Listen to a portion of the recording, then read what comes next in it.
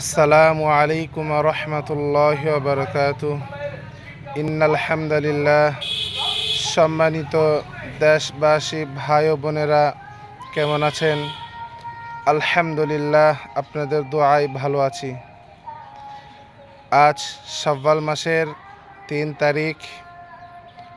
আমরা রমজান মাস শেষ করে শাওয়াল মাসে এসে পৌঁছেছি।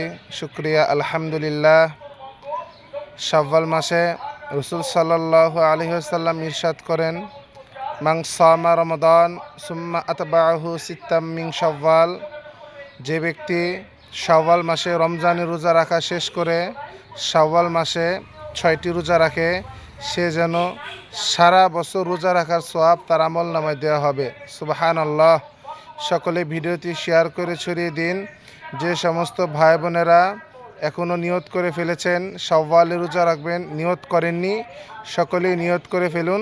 আমরা সকলেই শাওয়ালে 6টি রোজা রাখব। এবং অনেকেই প্রশ্ন করে থাকেন, রোজাগুলো ভেঙে ভেঙে রাখবো নাকি একসাথে রাখবো? হ্যাঁ, রোজা আপনি ভেঙে ভেঙে রাখলেও হবে, একসাথে রাখলেও হবে, কারণ আপনি ভেঙে ভেঙে রাখাটাই অনেক ভালো, উত্তম। আসসালামু আলাইকুম আ রহমতুল্লাহি ওয়া বারাকাতুহু।